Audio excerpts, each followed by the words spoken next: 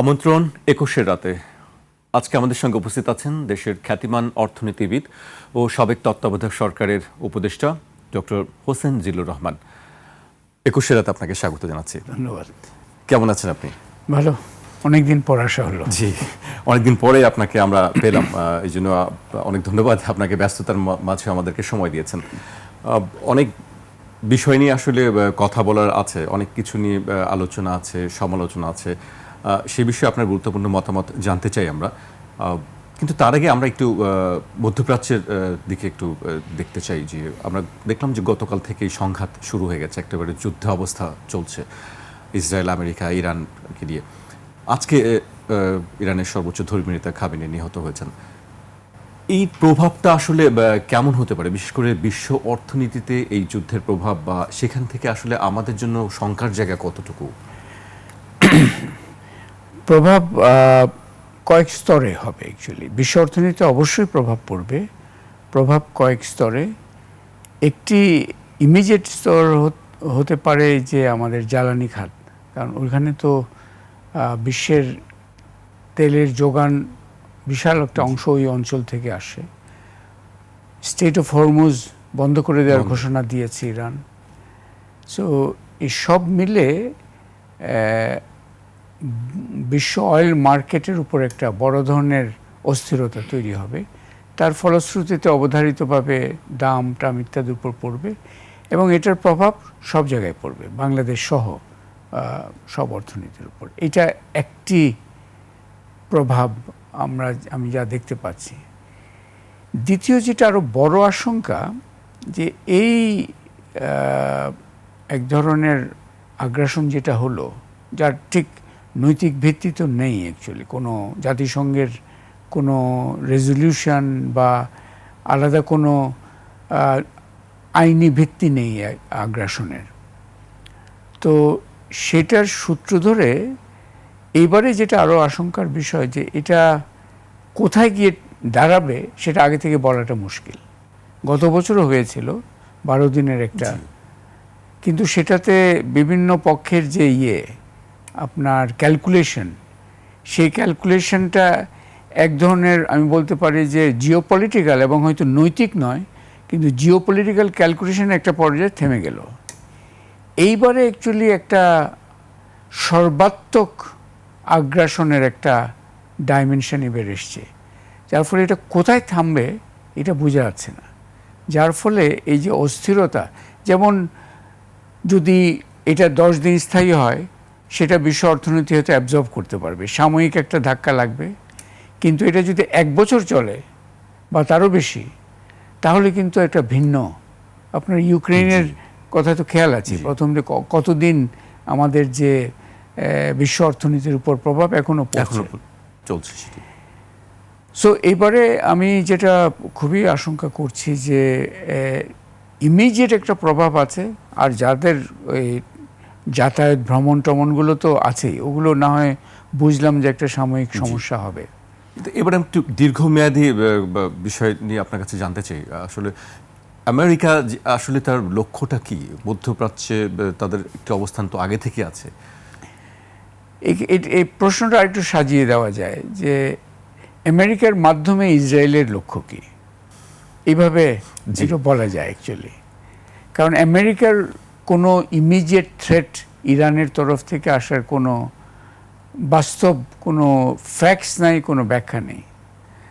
So এইখানে ওই যে আমি বললাম যে অনিশ্চয়তার বিষয়, আপনি যে প্রশ্নটা করছেন, অনেককেই প্রশ্ন চারিদিকে করা হচ্ছে বিভিন্ন মাধ্যমে, কিন্তু কারো অ্যাকচুয়ালি সঠিক উত্তর নাই। কারণ আমেরিকার যারা কৌশলবিদ বলি, বা প্রেসিডেন্ট ট্রাম্পের যে অ্যাডভাইজারি গ্রুপের মধ্যেও কিন্তু এক ধরনের আছে, এটাকে বলা হচ্ছে একটা রিস্কি অ্যাডভেঞ্চার, এইভাবে, বা অ্যাডভেঞ্চার শব্দটা এখানে হয়তো নয়, রিস্কি এন্ডেভার। তো আমেরিকার মাধ্যমে ইসরায়েল একটা লক্ষ্যমাত্রা আছে, কিন্তু আমরা দেখব যে সাম্প্রতিক সময়গুলোতে কি হয়েছে। এই লক্ষ্যমাত্রার মধ্যে গ্লোবাল অর্ডার একটা বিষয় আছে, সেটার ভূ রাজনৈতিক নতুনভাবে সাজানো, এগুলোর একটা বিষয় আছে। কিন্তু মধ্যপ্রাচ্যে বিশেষ করে ইসরায়েলের একটা গুরুত্বপূর্ণ লক্ষ্য হচ্ছে একটা, যেটা বলা যায় একটা স্টেট অফ পার্মানেন্ট কনফ্লিক্টস। জি। এবং আপনি দেখবেন যে বেশ স্থিতিশীল বেশ কয়েকটা দেশ এখন পার্মানেন্ট কনফ্লিক্টের মধ্যে আছে। সিরিয়া একটা, লিবিয়া একটা, এবং এখানে তিউনিশিয়া, এদিকে আগে আফগানিস্তান হয়েছিল। তো সব মিলে আপনার প্রশ্নের উত্তর অ্যাকচুয়ালি আমেরিকান লক্ষ্য সঠিকভাবে বোঝা যাচ্ছে না, সেই জন্য অনিশ্চয়তাটা আরও বেশি মারাত্মক হিসেবে দেখা দিচ্ছে। মানে একটি ক্ষমতার ভারসাম্যহীনতা কি আমরা দেখছি বিশ্ব রাজনীতির ক্ষেত্রে? আসলে আমেরিকা যেটা করছে সেটি সে একক আধিপত্য যেটি বলবো সেইভাবেই একাই করছে, কেউ তাকে আসলে শোনানোর বা মানানোর কোনো বিষয়কে আমরা দেখছি না। সেটা তো বটেই। আমি এখন যেটা বলবো যে এই একবিংশ শতাব্দীতে আমরা ভেবেছিলাম সভ্যতার আরও অগ্রগতি হচ্ছে ইত্যাদি, কিন্তু এই 25 বছর কেটে গেল, এখন দ্বিতীয় 25-এ আমরা ঢুকেছি। কিন্তু এখন দেখা যাচ্ছে আইনের শাসন, যে শব্দটা নিয়ে আমরা সবসময় কথা বলি এবং যার একটা ভিত্তি, আইনের শাসন অ্যাকচুয়ালি এখন আর একটা শুধু একটা কাগুজে শব্দে রূপান্তরিত হচ্ছে। আপনি যদি আজকে সকালের জাতিসংঘের সিকিউরিটি কাউন্সিলের বৈঠকটা যদি দেখতেন, অ্যাকচুয়ালি ওখানে যারা ইসরায়েলি অ্যাম্বাসেডর যেটা বলেছেন, এবং আপনি যদি ইউরোপের দিকেও তাকান, ইউরোপেও দেখবেন যে 3 ধরনের দেখলাম। স্পেনের প্রধানমন্ত্রী শুধু একমাত্র যিনি আগ্রাসন হিসেবে আখ্যা দিয়েছেন, আর কিছু দেশ সেটা ইরানকে তিরস্কার করেছে, আর কিছু দেশ তো সরাসরি আমেরিকা এবং ইসরায়েলের আগ্রাসনকে সমর্থন দিয়েছেন। সো চায়না এবং রাশিয়া অবশ্যই এটাকে একটা করছে। তারা ইন্ডিয়া থেকে আমি ঠিক এখনো শুনি নাই কোনো। এটার কারণ কি মনে হয় আপনার কাছে? আসলে কি সবাই ইউএস এর দিকে ঝুঁকছে বা ইউএস এর পক্ষেই কথা বলছে? এটার কি কারণ? না, এটার কারণগুলো হচ্ছে এখানে আনফরচুনেটলি 2 ধরনের বিষয় আছে। একটি হচ্ছে যে ইউএস এর পক্ষে ঝুঁকছে ঠিক তা নয়, আমি এটা বলবো যে তারা বাট ওই অর্থে পক্ষেই ঝুঁকছে, কারণ তারা ইউএসের যে শক্তি ব্যবহারের, এই ট্রাম্পের তো একটা বৈশিষ্ট্য হচ্ছে যে অন্যরা অনেক কিছু বললেও করতো না, ট্রাম্প এখন যা শক্তি ব্যবহারের ব্যাপারে রাগঢাক কিছুই নেই। সো এই নগ্ন শক্তি প্রদর্শনের সামনে অন্যরা অনেকটা ভীত এবং লাইনে দাঁড়িয়ে যাচ্ছে অ্যাকচুয়ালি করে। এটা আমি মনে করি না যে এটার মাধ্যমে একটা নতুন বিশ্ব ব্যবস্থা, যেখানে আমেরিকা হবে যে সুপ্রিম, ওই ধরনের দিকে আমরা যাচ্ছি না। এখানে যেটা হচ্ছে একটা অস্থির বিশ্বের দিকে যাচ্ছি, যেখানে এই যে নগ্ন শক্তি প্রদর্শনের বিষয়টা রাগঢাক ছাড়াই চলতে থাকবে। কিন্তু এখানে অন্যান্য শক্তিগুলো আছে, যে রাশিয়া আছে, আপনার চায়না আছে, আবার ইউএসের আপনার অর্থনৈতিক দুর্বলতাগুলো দেখার একটা বিষয় আছে। তো সব মিলে আমি মনে করি যে এটা একটা একটা ইউএসের বড় ধরনের হেজেমনিক রোল দ্বিতীয় বিশ্বযুদ্ধের পরে এসছে, তার বিপরীতে অনেক নতুন নতুন শক্তি দাঁড়িয়েছে। এখন ইউএস সেই ইম্পেরিয়াল অ্যাম্বিশনটা আরেকবার অ্যাসার্ট করার চেষ্টা করছে। কিন্তু এইখানে ইন্টারেস্টিং গল্পটা হচ্ছে, এটাতে ইউএসএ না যত বেশি এগুলো ড্রাইভ করছে, ইসরায়েল কৌশলগত দিক থেকে ইসরায়েলের লক্ষ্যগুলো এখানে আরও বেশি করে সামনে চলে আসছে।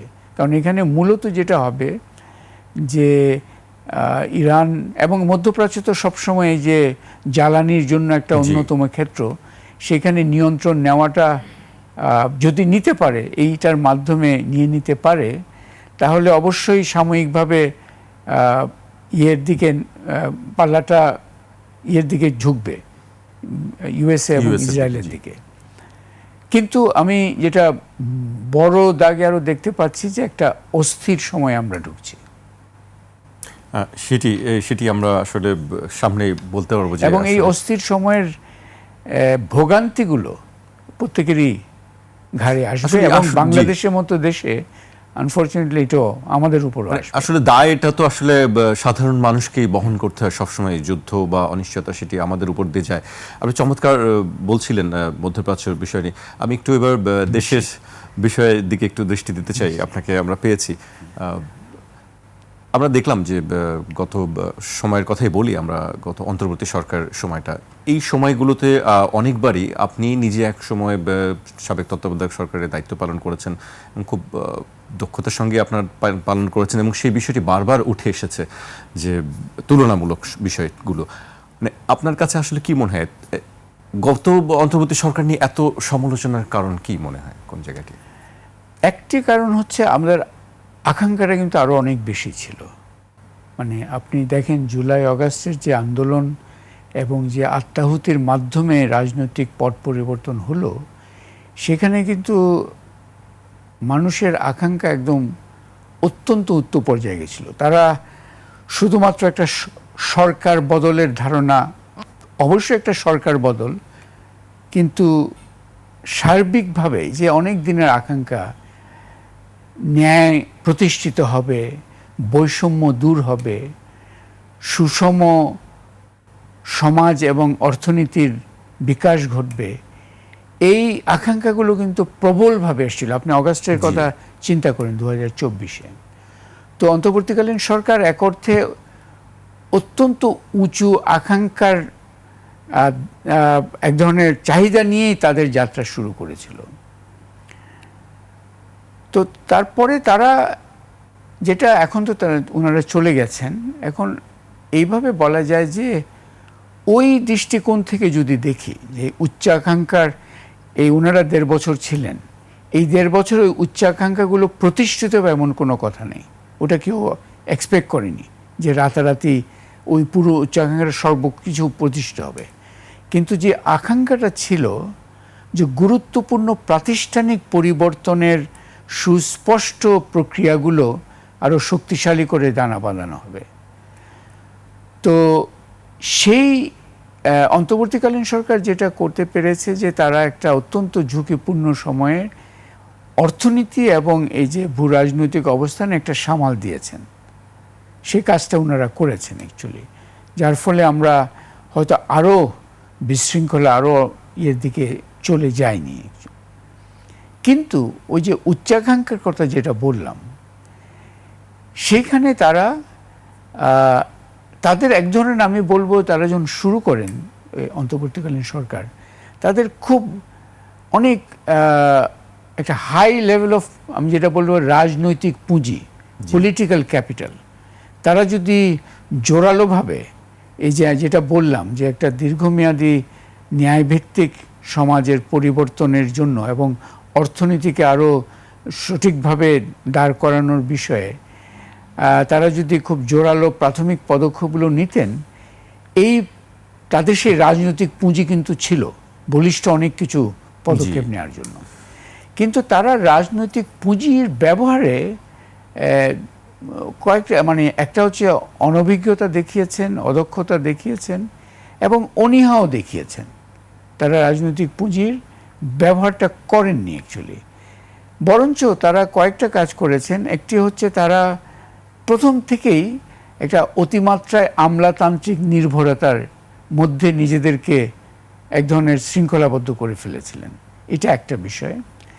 আরেকটি বিষয় হচ্ছে যে এই যে ঐক্যমত কমিশন যেটা একটা হলো ইত্যাদি, সংস্কারের অনেকগুলো কমিশন করলো, কিন্তু পরে এখানেও দেখা গেছে কি উদ্দেশ্যে করা হয়েছিল, এটার যে এটা সুচিন্তিত দীর্ঘমেয়াদী ফলাফল পর্যন্ত নিয়ে যাওয়ার যে চিন্তা, সেখানে যাওয়া হয়নি। সো রাজনৈতিক পুঁজি ব্যবহারে ওনারা অদক্ষতা, অনভিজ্ঞতা এবং অনীহা তিনটাই দেখিয়েছেন অ্যাকচুয়ালি, যার ফলে প্রাতিষ্ঠানিক জগৎটায় তেমন বড় ধরনের পরিবর্তন হয়নি। আমলাতন্ত্র তো যে কোনো সময় লাগবে, কিন্তু আমলাতান্ত্রিকতা বলে আমরা কেন সবসময় এটা নিয়ে সমালোচনা করি, সেটা হচ্ছে যেখানে মানুষের কল্যাণ সেখানে গুরুত্বপূর্ণ বিষয় নয়, সেখানে হচ্ছে লাল ফিতার দৌরাত্ম্য, সিদ্ধান্তহীনতার একটা বিষয় এবং কাগুজে বিষয়গুলোকে বেশি প্রাধান্য দেওয়া, এগুলো এবং নানা ধরনের হয়রানিমূলক প্রাতিষ্ঠানিক একটা জগৎ। ইভেন দুর্নীতির বিষয়টাও প্রাথমিকভাবে হলো, এটাকে সেই অর্থে প্রাতিষ্ঠানিক দুর্নীতির বাস্তবতাটাকে ওইভাবে করা যায়নি। আইন শৃঙ্খলার বিষয়টাকে বিশেষ করে আপনার মব কালচার যে বিষয়টি, মব কালচারের উল্টোটা হচ্ছে আইন শৃঙ্খলার একটা বড় ধরনের, ওই যে বললাম ওনাদের রাজনৈতিক পুঁজিটা ওনারা ওইভাবে ব্যবহার করেননি। আর ঐক্যমত কমিশনের এই যে প্রচেষ্টাটা, এটা এক ধরনের খুবই অতিমাত্রায় কারিগরি এবং কাগুজে একটা প্রচেষ্টার মধ্যেই নিজেদের সীমাবদ্ধ রেখেছেন। উদ্দেশ্য ছিল আকাঙ্ক্ষার সাথে সঙ্গতিপূর্ণ, যে একটা ভারসাম্য এক ধরনের রাজনৈতিক এবং বাস্তবতা তৈরি করা ইত্যাদি। কিন্তু প্রক্রিয়াটা, তাদের অ্যাপ্রোচটা ছিল যে খুবই আপনার কাগুজে এবং অতিমাত্রা একটা কারিগরি দৃষ্টিকোণ থেকে। এবং যারা এগুলো পরিচালনা করছিলেন কমিশনের, তাদের অন্যতম রোল হওয়া উচিত ছিল এক ধরনের ফ্যাসিলিটেটর হিসাবে। কিন্তু সেটার চেয়েও ওনাদের যে প্রায়ার ধারণাগুলো ঘুরে ফিরে ওগুলোকেই ওই খুব টেকনিক্যালি ওগুলো ইম্পোজ করার চেষ্টা করেছিলেন। সো অন্তর্বর্তীকালীন সরকার আমি ওইভাবে দেখব যে তারা এক ধরনের, তাদের কাজটাও কঠিন ছিল। তারা এত বেশি আকাঙ্ক্ষার একটা চাহিদা নিয়ে তাদের যাত্রা শুরু হয়েছিল যে সেটা হয়তো যে কোনো পক্ষের জন্য অত্যন্ত এটা ভারী আকাঙ্ক্ষা হিসেবে দেখতে হবে। কিন্তু তাদের যে রাজনৈতিক পুঁজি ছিল সেই জায়গাটাই তারা কাজ করার সুযোগ ছিল, অনেক সুযোগ ছিল, শুধু না অনেক সুযোগ ছিল। কারণ জাতীয় ঐক্যটা তখন সংহত ছিল। এই যে রাজনৈতিক পুঁজি সবসময় আসে না, রাজনৈতিক পুঁজিটা হচ্ছে জাতীয় ঐক্যটা হচ্ছে অনেক সময় রাজনৈতিক পুঁজির অন্যতম একটা স্তম্ভ। ওইটা কিন্তু ওই পুঁজিটা ওনাদের ছিল। তো সেখানে ওনারা পারেননি কেন আসলে? সেটা এখন দক্ষতার অভাবের কারণেই কি, নাকি পারেননি? তারা হয়তো ভাবছেন তারা সেই অর্থে তারা ওই যে সামাল দেওয়ার কাজটাকেই তারা হয়তো গুরুত্ব দিয়েছেন বেশি। তারা যে একটা পরিবর্তনের আকাঙ্ক্ষাকে অ্যাড্রেস করার বিষয়টাকে অত গুরুত্ব দেননি, ওনারা সামাল দেওয়ার বিষয়টাকে বেশি গুরুত্ব দিয়েছেন। এবং ওনারা যেটা বলবো যে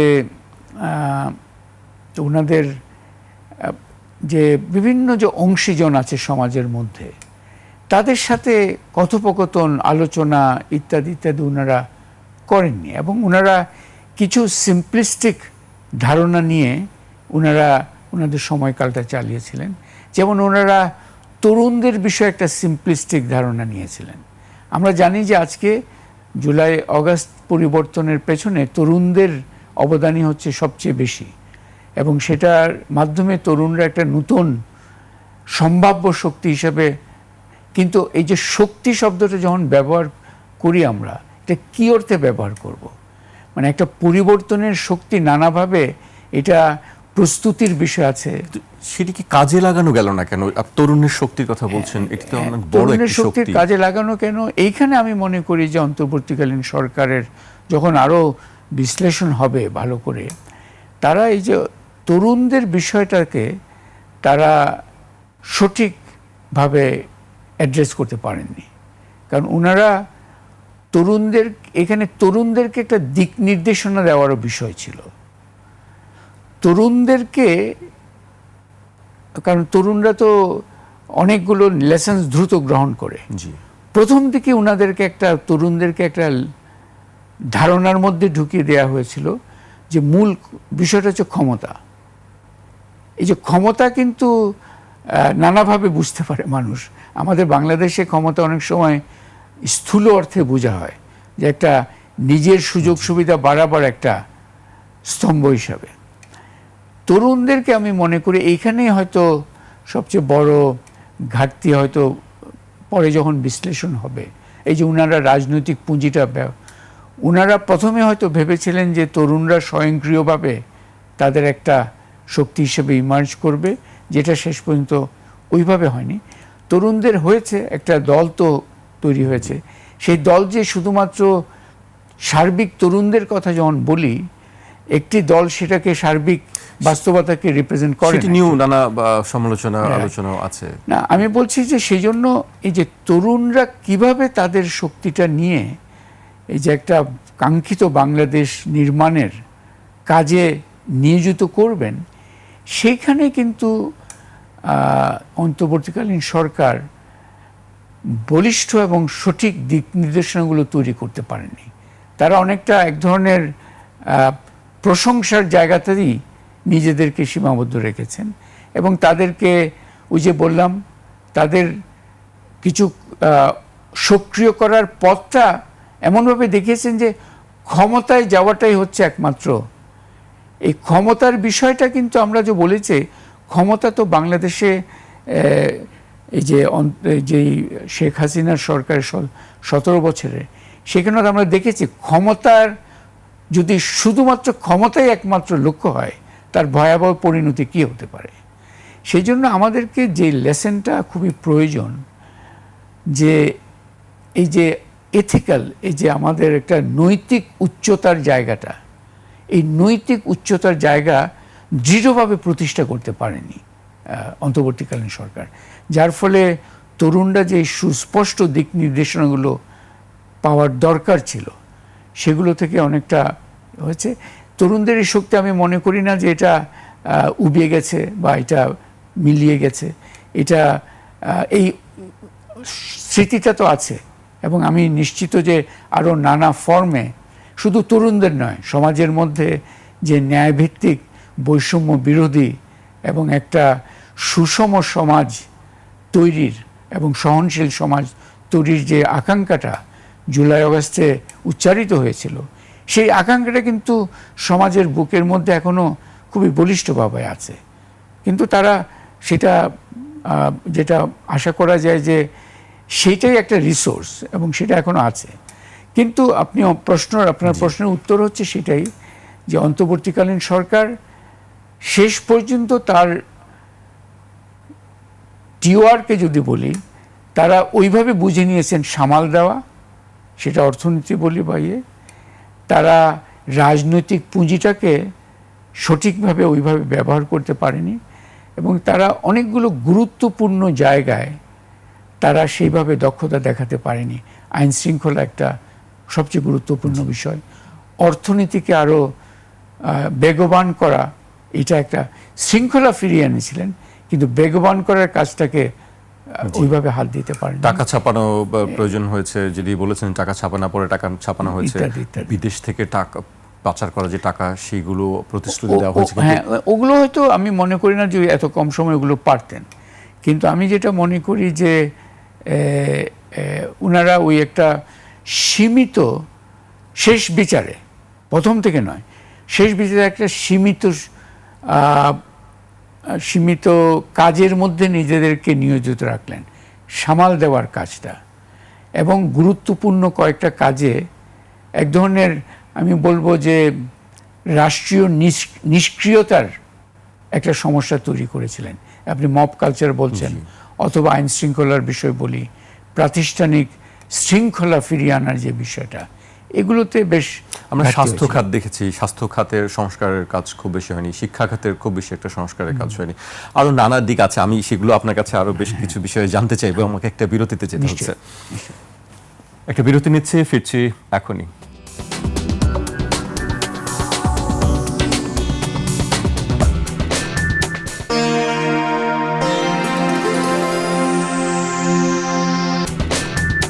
বিরতির পর আবারও স্বাগত। আপনারা দেখছেন 21 রাত। আমাদের সঙ্গে আছেন দেশের খ্যাতিমান অর্থনীতিবিদ, সাবেক তত্ত্বাবধায়ক সরকারের উপদেষ্টা ডক্টর হোসেন জিল্লুর রহমান। বিরতিতে যাওয়ার আগে আমরা আপনার বেশ কিছু গুরুত্বপূর্ণ বক্তব্য শুনছিলাম। আমি এই পর্যায়ে আলোচনার আগে একটি পরিসংখ্যান তুলে ধরতে চাই। আপনাদের সংস্থারই পিপিআরসির গবেষণায় দেখা যায় দেশে দারিদ্রতার হার 2022 সালের তুলনায় 2025 সালে 10% বেড়েছে। 2022 সালে দারিদ্র্য সীমার উপরে থাকা 18% মানুষ এখন ঝুঁকিপূর্ণ অবস্থায় আছে। এর অন্যতম কারণ কোভিড-19, মূল্যস্ফীতি, রাজনৈতিক অস্থিরতা এবং অর্থনৈতিক স্থবিরতা। প্রতিবেদনে বলা হয়েছে, দেশে দারিদ্র্য বৃদ্ধির পেছনে মূল কারণ হচ্ছে দীর্ঘস্থায়ী অসুস্থতা। গবেষণায় দেখা গেছে 51% পরিবারে কমপক্ষে একজন দীর্ঘস্থায়ী অসুস্থ রোগী। 40% মানুষের ঋণ ক্রমাগত বাড়ছে। 12% দরিদ্র পরিবার খাদ্য নিরাপত্তাহীনতার মধ্যে রয়েছে। গবেষণায় বলা হয়, দেশের 36% মানুষ এখনও স্বাস্থ্যকর ল্যাট্রিন ব্যবহার করে না। কর্মসংস্থানের পরিস্থিতির বিবেচনায় 38% লোক কর্মহীন। 45% মানুষ আত্মকর্মসংস্থানে রয়েছে। আপনি সম্প্রতি আরেকটি কথা বলেছেন, দেশে কর্মসংস্থান আসলে মহামারী আকার ধারণ করেছে।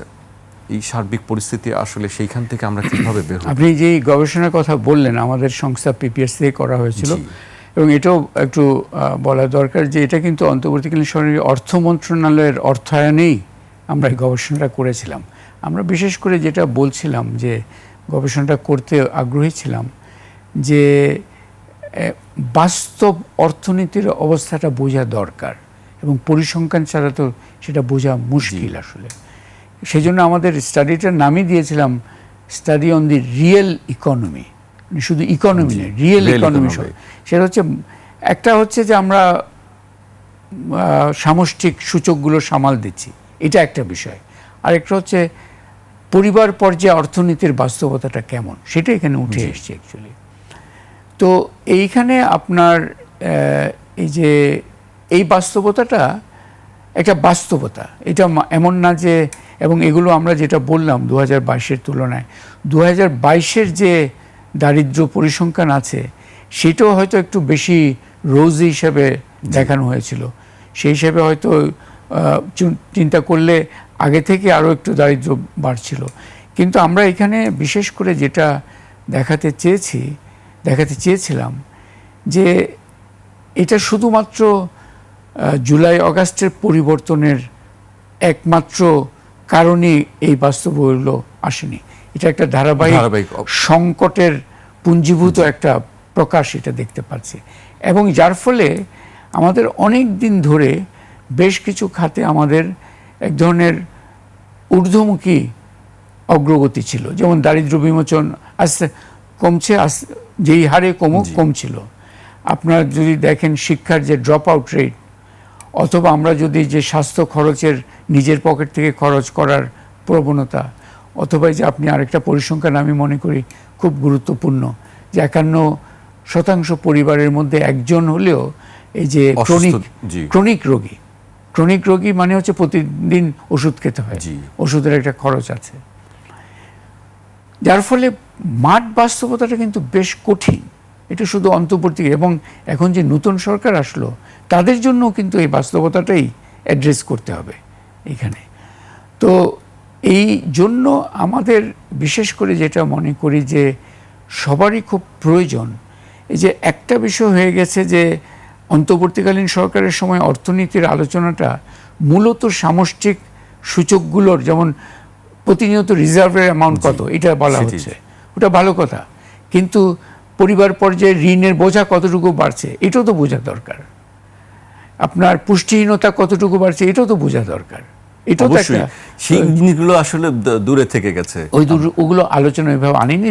ওটা আনার জন্য আমরা করেছিলাম, এবং অর্থ মন্ত্রণালয়কে, তৎকালীন অর্থ মন্ত্রণালয়কে ধন্যবাদ যে তারা এই অর্থায়নটা করেছিলেন করে, এবং আমরা এটা এবছরও করব আশা করছি অ্যাকচুয়ালি। কারণ এই মাঠ বাস্তবতাটা দেখাটা অত্যন্ত জরুরি। কারণ এই আপনি পরিসংখ্যান, বিশ্বাসযোগ্য পরিসংখ্যান ছাড়া আপনি তো, আমি বলছি আপনি বলছেন আমার তো, আমি কালকে গিয়েছিলাম আমার মনে হলো সবই ভালো আছে, আরেকজন বললো আমার মনে হলো সব ধ্বংস হয়ে গেছে। আমার মনে হলো দিয়ে তো একটা সমাজের নীতি পরিচালনা করা যায় না। এটা হতে হবে বাস্তব, বিশ্বাসযোগ্য এবং আপডেটেড পরিসংখ্যানের মাধ্যমে। এখানেও কিন্তু আমাদের যথেষ্ট দুর্বলতা রয়ে গেছে।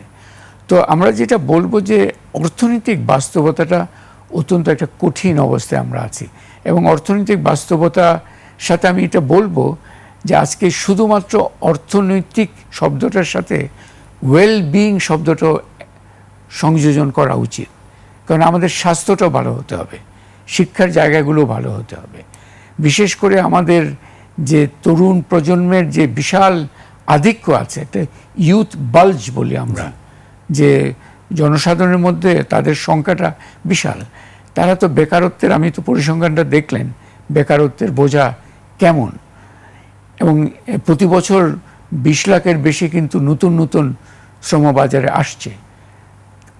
আমরা কি ধরনের কর্মসংস্থান এখানে তৈরি করতে পারবো?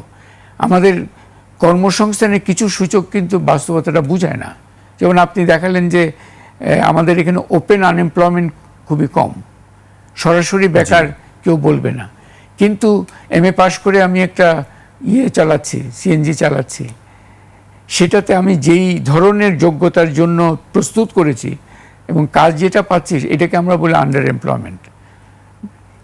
এই ধরনের বাস্তবতাগুলো খুব কঠিন অবস্থায় আছে। বেকারত্বের সংজ্ঞা নিয়েও একটি আছে যে আসলে বেকার কাকে বলা যাবে আর বেকার কাকে বলা যাবে না, কারা অতি দরিদ্র, দরিদ্র সীমার নিচে কোন জনগোষ্ঠী, সেটি নিয়েও একটি পরিসংখ্যান আছে। আসলে বেকার কত, এই সংখ্যাটি আসলে যেটা আমরা পরিসংখ্যান ব্যুরোর হিসাব দেখি, সেটি আসলে কি 27 লক্ষ বর্তমানে বেকার, নাকি 1.25 কোটি বেকার? এই মানে এখন ব্যাপার হচ্ছে যে আপনি এই যে সংজ্ঞা দিয়ে, যেমন আপনার পরিসংখ্যান ব্যুরো যে ILO সংজ্ঞা ব্যবহার করে, গত এক সপ্তাহে আপনি কি এই কয়েক ঘন্টা কাজ করেছেন কিনা, এবং কয়েক ঘন্টা বলে 40 ঘন্টা নয়, মানে খুবই কম একটা ঘন্টা। এইটা দিয়ে আসলে বেকারত্বের বাস্তবতাটা বোঝা যায় না। আরেকটা বিষয় হচ্ছে যে অনেক সময় আমাদের, আপনি দেখবেন যে লেবার ফোর্স সার্ভে ওখানে দেখা যাচ্ছে, এবং এবারে সাম্প্রতিক যে ইকোনমিক সেন্সাস নতুন একটা হলো, ওইখানে দেখা যাচ্ছে যে যেকে আমরা বলি ইকোনমিক হাউসহোল্ডস, মানে হচ্ছে যে ফ্যাক্টরি বা অন্য অর্থনৈতিক সংস্থানগুলোর বিকাশের চেয়ে ওই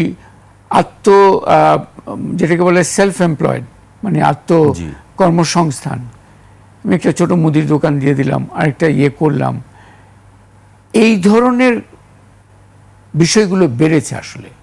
তো এখানে একটা বড় কোয়েশ্চেন থেকে যায় যে আমাদের অর্থনীতির বিকাশের জায়গায় আপনি দেখেন যে আমাদের দুটো পরিসংখ্যান এখানে আমি বলি। একটা হচ্ছে যে প্রায় 30-40 দশক ধরে বলি, যদি প্রবৃদ্ধির চালক কিন্তু দুটাই মূলত রয়ে গেছে, একটি হচ্ছে গার্মেন্টস, একটি হচ্ছে রেমিটেন্স।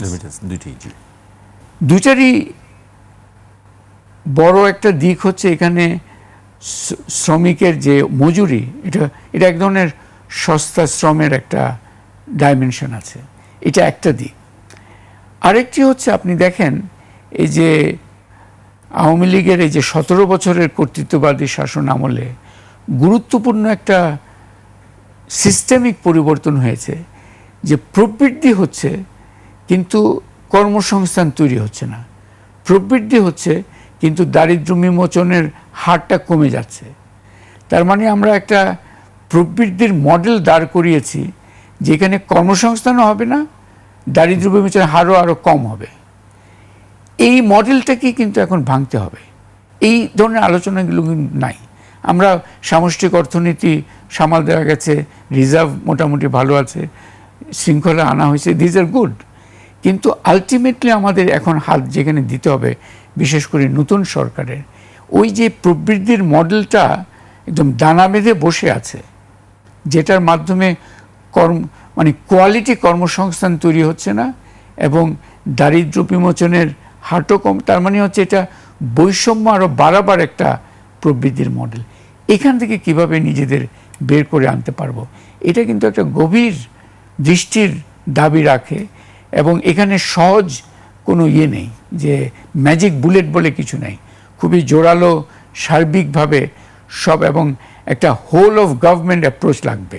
এটা শুধুমাত্র অর্থ মন্ত্রণালয়ে দিলে হবে না, সমস্ত কিছু সমন্বিত। আপনি দেখেন যে বিনিয়োগকারীদের জন্য কোনটা কি দরকার, একটি কিন্তু হচ্ছে যে অর্থনৈতিক কিছু বিষয়, এটি বলা হচ্ছে যে গত 10 বছরের সর্বনিম্ন অবস্থায় এখন আছে। এটার কারণটা কি? কারণ বিজনেস এনভায়রনমেন্ট এটা একটা গুরুত্বপূর্ণ, যার মধ্যে আইন শৃঙ্খলা কিন্তু একটা খুবই গুরুত্বপূর্ণ বিষয়।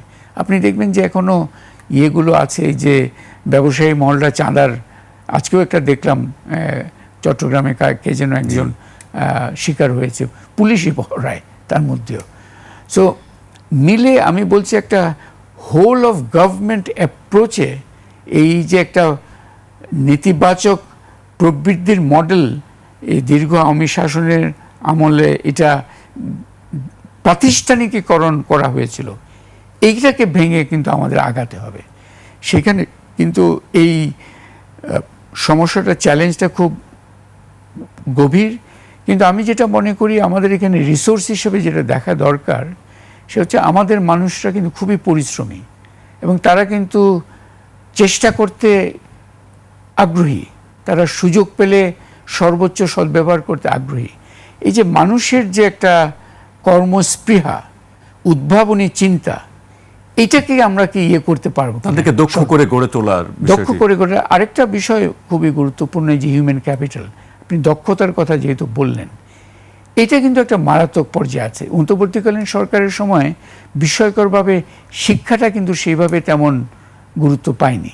সেই জায়গাটা আপনার জোরালো সেই শিক্ষার বাস্তবতাগুলো আপনি দেখবেন যে প্রাতিষ্ঠানিক শৃঙ্খলা কিন্তু শিক্ষা প্রতিষ্ঠানগুলোতে অনেকটা ক্ষতিগ্রস্ত হয়ে গেছিল। এবং আরও একটা বিষয় আমি এখানে সুযোগ বলতে চাই যে এই যে দীর্ঘ কর্তৃত্ববাদী শাসনের পরবর্তীতে পুরো সমাজ কিন্তু একটা ট্রমার ভিতর দিয়ে গেছে, একটা মানসিক যাতনার ভিতর দিয়ে গেছে। অন্তর্বর্তীকালীন সরকারের সময় কিন্তু আরেক ধরনের মানসিক যাতনার মধ্যে দিয়ে গেছে, সেটা হচ্ছে একটা অনিশ্চয়তার অন্য একটা ধরন এসছে। এই যে মব কালচার বললেন বা আইন শৃঙ্খলার অনুপস্থিতি এবং নিষ্ক্রিয় সরকারের একটা বাস্তবতা ইত্যাদি, এগুলোর ফলে এই যে আজকেও একটা দেখলাম, একটা রিপোর্ট দেখলাম যে আত্মহত্যার রেট বেড়ে গেছে, বিশেষ করে তরুণদের মধ্যে। এগুলো কিন্তু গভীর একটা এক ধরনের বিপদের একটা সংকেত দিচ্ছে, সংকটের একটা সংকেত দিচ্ছে। তো আমাদের যেটা বললাম, এই যে হোল অফ গভর্নমেন্ট অ্যাপ্রোচে আমাদের এই বিষয়গুলো অ্যাড্রেস করা খুবই জরুরি। এবং যেখানে আমি এখন অতীত মুখীনতা, আমাদের অতীতটা অবশ্যই খুব বিশ্লেষণ করা দরকার। এবং আমি মনে করি আপনি যে প্রশ্নটা করেছিলেন, অন্তর্বর্তীকালীন সরকারেরও একটা জোরালো মূল্যায়ন প্রয়োজন, দীর্ঘ কর্তৃত্ববাদী শাসনেরও কিন্তু একটা জোরালো মূল্যায়ন প্রয়োজন। কারণ আমি মনে করি ভবিষ্যতের জন্য নিশ্চয়ই সেই খুবই গুরুত্বপূর্ণ। কারণ ওই কর্তৃত্ববাদী শাসন আমলকে শুধুমাত্র দুর্নীতির একটা বিষয় হিসেবে দেখলে, এই যে একটা দারিদ্র বিমোচন বিরোধী, কর্মসংস্থান বিরোধী, বৈষম্য বিরোধী একটা প্রবৃদ্ধির মডেল প্রাতিষ্ঠানিকভাবে দাঁড়িয়ে গেছিল, সেটার দিকেও নজরটা নিয়ে আসাটা জরুরি। আপনি আরেকটি কথা বলেন যে খরচের বিষয়টি, রাষ্ট্রকে এই খরচের জায়গাটি দেখতে হবে। আপনি আরেকটি উদাহরণ দিচ্ছিলেন যে আমাদের যেসব আমলা বা সচিবদের যেসব আবাসনের যে ফ্ল্যাটগুলো আছে, সেগুলিও বিলাসবহুল হোটেলের যে সুযোগ সুবিধা আছে, সেইগুলি, এই জিনিসটি আসলে এত প্রয়োজন কেন? না, এখানে আমি বলছি, এখানে অন্তর্বর্তীকালীন সরকারের যারা দায়িত্বে ছিলেন তাদেরকে অবশ্যই এটার উত্তর একটা দেয়া দরকার। কেন তারা প্রথম থেকে আমলাতন্ত্রকে মাথার উপর বসিয়ে দিয়েছিলেন, এবং আমলাতন্ত্র বাসার বসে দেওয়ার পরে আমলাতন্ত্র কি করলো? আহত জুলাই যোদ্ধাদের চিকিৎসার বিষয়টা যত গুরুত্ব পায়নি, এমনি পায়নি অত বেশি, তার চেয়ে বেশি গুরুত্ব পেল বঞ্চিতদের এই মুহূর্তে সুযোগ সুবিধা দেওয়ার বিষয়টা। এবং আপনি যেটা বললেন, অ্যাকচুয়ালি আসলে এটা সত্য যে এই যে নিজেদের সুযোগ সুবিধা বিষয়ে অনেক ধরনের কিন্তু আগে ছিল যে আমলারা, মানে আমাদের বিউরোক্রেটসদের বেতন ভাতা ইত্যাদি কম ছিল, এখন কিন্তু সুযোগ সুবিধা অনেক বেড়েছে, কিন্তু দুর্নীতি ব্যাপক কমেছে, এটা তো কোনো পরিসংখ্যান নেই। তো এইখানে সেজন্য আমি যেটা মনে করি যে এই যে আমলাতন্ত্রের এই যে অন্যায্য চাহিদাগুলো, আমলাতন্ত্র খুবই প্রয়োজন, দক্ষ আমলাতন্ত্র কিন্তু পরিবর্তনের জন্য একটা ভিত্তি, কিন্তু সুবিধাভোগী আমলাতন্ত্রের অন্যায্য চাহিদা, এইটা কিভাবে, এটা সঠিকভাবে এরও ডিল করতে পারেন নাই অন্তর্বর্তীকালীন সরকার। এবং নতুন সরকার, যে নতুন সরকারের জন্য একটা চ্যালেঞ্জ, রাজনৈতিক সরকার, তাদের জন্য এটা কিন্তু খুবই গুরুত্বপূর্ণ একটা বিষয় ভেবে দেখতে হবে। আমি যেটা বলছি অন্যায্য চাহিদা, যেমন এই বঞ্চিতর নামে, যেমন এখনই তো ইয়াং আমরা আছেন যারা পদোন্নতির মাধ্যমে সর্বোচ্চ জায়গায় গিয়ে তাদের এটা করতে পারবে, তাদের ভূমিকাটা, কিন্তু সেখানে আবারও বঞ্চিতের নামে পুরানোদের আবার বসালো, এটা একটা ডিসইনসেন্টিভ তৈরি করে। আবার এই যে সুযোগ সুবিধাগুলোকেই সর্বক্ষণ প্রাধান্য দেওয়া। আরেকটা হচ্ছে যে এই কাগুজে বাস্তবতার মধ্যে নিজেদেরকে সীমাবদ্ধ রাখা। আশা করি নতুন সরকার এখানে এই যে একটা হোল অফ গভর্নমেন্ট অ্যাপ্রোচ নিয়ে এই শুধুমাত্র অফিসের বাইরে গিয়ে মাঠেও অফিস এবং মাঠের মধ্যে একটা কার্যকর সংযোগ তারা তৈরি করবেন। জি, বাংলাদেশ ব্যাংক নিয়ে আপনার ধারণাটা কি? বাংলাদেশ ব্যাংকের বিষয়টা সাম্প্রতিক যেটা হলো, যিনি গভর্নর ছিলেন তার বিদায় হয়েছে, নতুন একজন গভর্নর এসছেন। এখানে এটা একটু শুরুতে একটা হোঁচট খাওয়ার মতো বিষয়, কারণ বিএনপি সরকারের প্রাথমিক পদক্ষেপগুলো প্রশংসায় পাচ্ছিল যে তারা এক ধরনের উদারভাবে প্রতিপক্ষের সাথে ডিল করছেন ইত্যাদি ইত্যাদি। এখানে বাংলাদেশ ব্যাংকের বিষয়টা হলো, যিনি গভর্নর ছিলেন তার বিদায়ের ধরনটা একটা খারাপ সিগন্যাল দিয়েছে।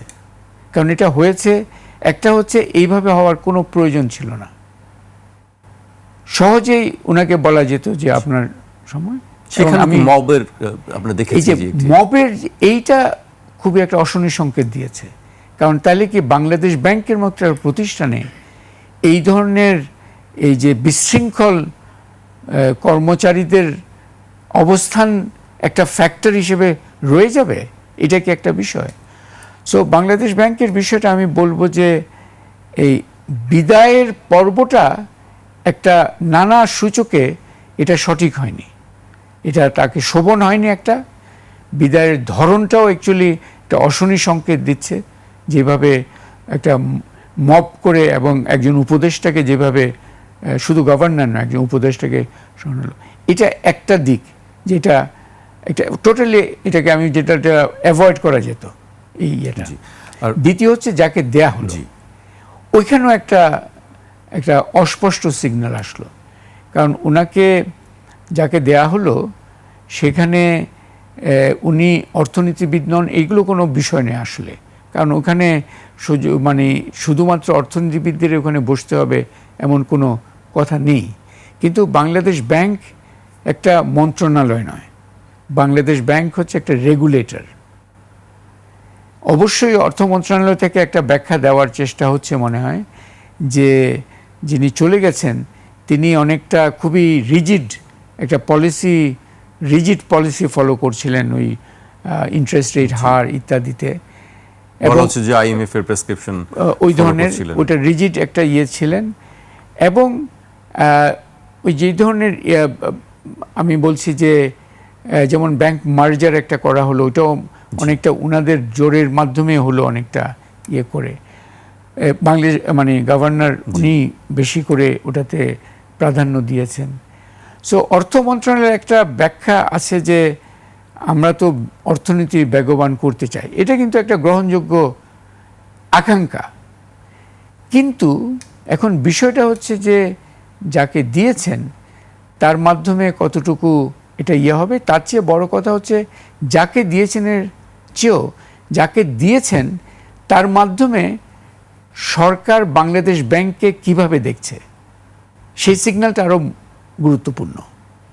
কারণ সরকার যদি বাংলাদেশ ব্যাংককে একটা মন্ত্রণালয় হিসেবে দেখেন, যে এই ইন্ডাস্ট্রিয়াল লোনসগুলো ঠিকঠাক করে দিতে হবে ইত্যাদি ইত্যাদি, তাহলে কিন্তু সরকার বাংলাদেশ ব্যাংকের যে খুবই সুনির্দিষ্ট এবং গুরুত্বপূর্ণ দায়িত্ব, এই যে সামষ্টিক স্টেবিলিটির ভারসাম্যটা বজায় রাখার জন্য খুবই সুচিন্তিত একটা এবং ইন্ডিপেন্ডেন্ট একটা ভূমিকায় থাকা, সেটা একটা গুরুত্বপূর্ণ বিষয়। সো আমি ওই যে যিনি দিয়েছেন তার যে সিভি কি, সেটা আমার কাছে অত গুরুত্বপূর্ণ নয়।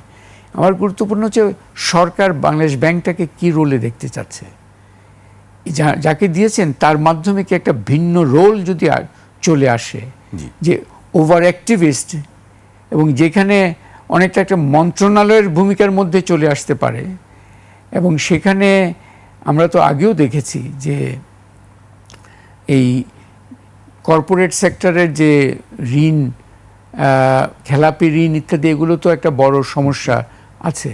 এবং আমরা এটাও জানি যে অনেক সময় খেলাপি ঋণের একটা অংশ হচ্ছে যে যারা অবস্থার বিপাকে, মানে এই ধরনের একটা অবস্থার মধ্যে পড়ে যায়। কিন্তু এটাও আমরা দেখেছি আগে যে এইসব সুযোগ সুবিধাগুলো যারা নিয়েছে পরে দেখা যাচ্ছে এটা একটা অন্যায়ভাবে নিয়মের ব্যত্যয় ঘটিয়ে। এবং এখানে এই যে বাংলাদেশ ব্যাংকের ইন্ডিপেন্ডেন্স এবং সার্বিকভাবে ব্যাংকের শৃঙ্খলা, এবং আমি এটাও বলবো যে যিনি বিদায় নিলেন তাদেরও কিছু পদক্ষেপ অ্যাকচুয়ালি, যেমন হ্যাঁ ভোটের পক্ষে ব্যাংকগুলোকে নির্দেশনা দেওয়া যে তাদের এখানে একটা কাজ করতে হবে, এগুলো সঠিক ছিল না এক ধরনের ইয়ে করে। কিন্তু এখন যেটা দেখব যে বাংলাদেশ ব্যাংকের যে স্বাধীনতা, সেটা একটা গুরুত্বপূর্ণ বিষয় হিসাবে দেখতে হবে। এবং ওখানে যে কর্মচারীদের যে বিশৃঙ্খলার মাধ্যমে সিটিং গভর্নর বিদায় নিতে হলো, ওই ধরনের বিশৃঙ্খলাকে কঠোর হস্তে নিয়ন্ত্রণ করা হচ্ছে কিনা, এটার দিকে কিন্তু নজর দিতে হবে। জি, আমরা প্রায় শেষের দিকে চলে এসেছি। আপনার কাছে আরও অনেক বিষয় জানার ছিল। যুক্তরাষ্ট্র বাংলাদেশের মধ্যে যে বাণিজ্য চুক্তিটি, সেই চুক্তি নিয়ে অনেক কথা হচ্ছে। গতকালকেও আমরা দেখেছি সিপিডি থেকে বলা হয়েছে যে এই চুক্তি বৈষম্যমূলক বা এই চুক্তি থেকে সরে আসা দরকার বা বাতিল করা দরকার। আসলে এই চুক্তি দিয়ে আসলে বাংলাদেশের লাভ কি বা লোকসানই বা কি? এখানে তো একটা বড় সমস্যা হচ্ছে চুক্তির সব কিছু আমরা জানি না। এটাও তো একটা বিষয় যে নন ডিসক্লোজার এগ্রিমেন্ট ইত্যাদি। যুক্তরাষ্ট্রের পক্ষ থেকে আমরা দেখেছি তারা এটি প্রকাশ করেছে, এবং সেখান থেকেই আমরা মোটামুটি যা আলোচনা, পূর্ণাঙ্গটা পাইনি, কিন্তু আমরা কিছু আলোচনা করার চেষ্টা করছি। এখন বিষয় হচ্ছে যে এখানে দুটো বিষয়, এটার এই যে তাড়াহুড়া করার একটা বিষয়, শেষ মুহূর্তে তাড়াহুড়াটাই একটা সমস্যা। হয়তো আরও সুচিন্তিতভাবে করলে এই ধরনের একটা চুক্তিতে হয়তো আসা যেত কিনা জানি না, বাট এই তাড়াহুড়ার বিষয়টা একটা বড় বিষয়। এবং আমি মনে করি যে এখন যেটা প্রয়োজন, একটা নির্মোহ এবং পূর্ণাঙ্গ বিশ্লেষণ দরকার এই চুক্তির।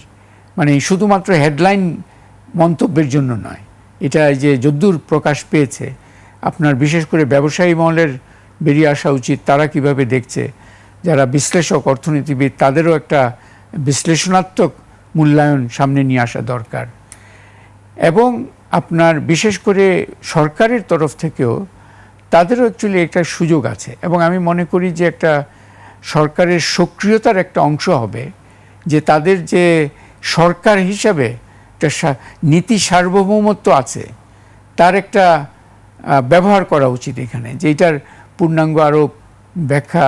জি, আপনি চমৎকার শব্দ বলেছেন, নীতি সার্বভৌমত্ব। আমরা সেই জিনিসটা, আমরা কয়েকটি চুক্তির কয়েকটি ধারা দেখেছি, সেখানে কি আসলে আমাদের সার্বভৌমত্ব, নীতি সার্বভৌমত্ব তো থাকে কি আসলে? না, আমি সেই জন্য বলছি আজকাল আমরা সার্বভৌমত্বটা শব্দটা ব্যবহার করি, কিন্তু সার্বভৌমত্বের কিন্তু কয়েকটা দিক আছে। আমরা শুধুমাত্র বর্ডারটাকেই সার্বভৌমত্ব ভাবি, কিন্তু আজকের এই কানেক্টেড ওয়ার্ল্ডে এই নীতি সার্বভৌমত্ব কিন্তু অত্যন্ত গুরুত্বপূর্ণ একটা বিষয়। এবং সেখানে আমি মনে করি নতুন সরকারের নীতি সার্বভৌমত্বের বিষয়টা মাথায় রেখে এই চুক্তিটাকেও পুনর্বিবেচনা করা দরকার। এবং তারা এই যে বাংলাদেশ ব্যাংকের কথাটা আবার বলি, যে শোভন হয় না ওটা ঠিক আছে, কিন্তু তারা অহেতুক ঝুঁকি, এই যে নতুন যাকে দিলেন এবং বাংলাদেশ ব্যাংকে যেভাবে দেখছেন, এই ঝুঁকিগুলো নেওয়ার বিষয়ে তাদের পুনর্মূল্যায়নের যথেষ্ট প্রয়োজন রয়ে গেছে। তারা এই নীতি সার্বভৌমত্বকেই, এবং নীতি সার্বভৌমত্বটা হতে হবে জনকল্যাণটাকেই মাথায় রেখে। আমরা অর্থনীতিটাকে আরও বেগবান করতে চাই, শুধু তাই নয়, আমরা অর্থনীতির মধ্যে আরও গেড়ে বসা বৈষম্য, আমাদের এই যে গবেষণার কথা বলেছিলেন, সেখানে কিন্তু আমরা আরও একটা পরিসংখ্যান দিয়েছি, বৈষম্যের মাত্রা কিভাবে বেড়ে গেছে। সো এই বৈষম্যের বিষয়টাকেও কিন্তু আমাদের এই যে দীর্ঘ কর্তৃত্ববাদী শাসনের সময় শুধু যে রাজনৈতিক গণতন্ত্র পিছু হটেছিল তা নয়, অর্থনৈতিক গণতন্ত্রও কিন্তু পিছু হটেছিল। জি, সেখানে বৈষম্য, ওইটাও অর্থনৈতিক বৈষম্যটা অনেক বেড়ে গেছিল।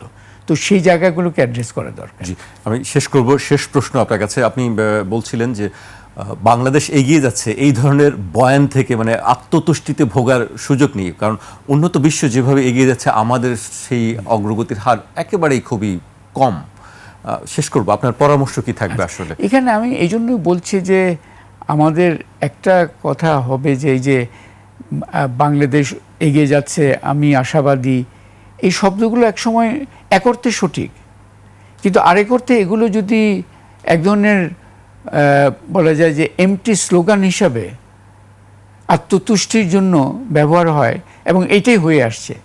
সেই জন্য আমি যেটা আশা করব যে নতুন সরকারকে বিশেষ করে আমি বলবো যে তারা কয়েকটা বিষয়ে, এই যে অর্থনীতিকে বেগবান করার, এবং অর্থনীতি বেগবান করা মানে শুধুমাত্র ক্লোজড গার্মেন্ট ফ্যাক্টরিকে চালু করা তা নয়, এটা হচ্ছে কৃষিকে কিভাবে আরও নতুন করে জোরালোভাবে ডাইনামিক করতে পারবো, আমাদের যেটা মধ্যম অর্থনীতি বলি সেখানেই স্থবিরতার শব্দ বেশি, সেটাকে কিভাবে আরও জোরালো চালু করতে পারবো, কর্মসংস্থানের বিষয়টাকে গুরুত্ব দিয়ে কিভাবে ইয়ে করি, এগুলো দরকার।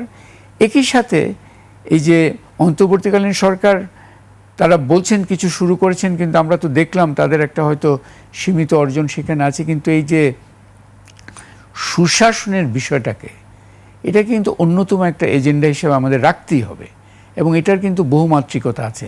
বিশেষ করে আমি মনে করি যে বিকেন্দ্রীকরণ, এই যে স্থানীয় সরকারগুলোকে সচল করা, এটা খুবই গুরুত্বপূর্ণ একটা ইয়েতে আসা উচিত।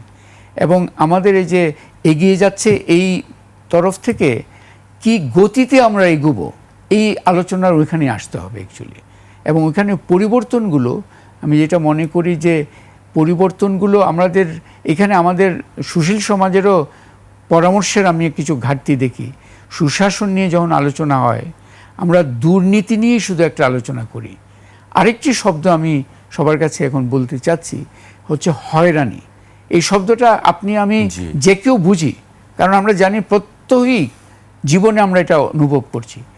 হয়রানিটাও কিন্তু একটা প্রাতিষ্ঠানিক একটা বাস্তবতার একটা অনুষঙ্গ। দুর্নীতি যেমন একটা ভয়াবহ বিষয়, হয়রানিটা আমার মনে দৃষ্টিতে আরও বেশি গুরুত্বপূর্ণ একটা বিষয়।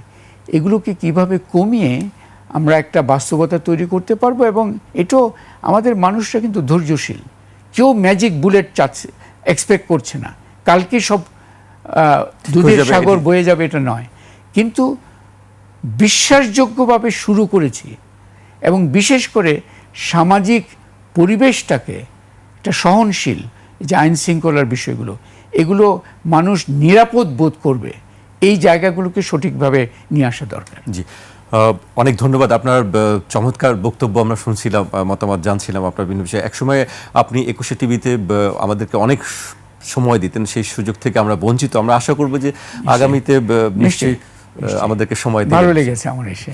অনেক ধন্যবাদ আপনাকে। দর্শক, আজ এখানেই শেষ করছি। কাল আবার দেখা হবে ঠিক রাত 12টায়।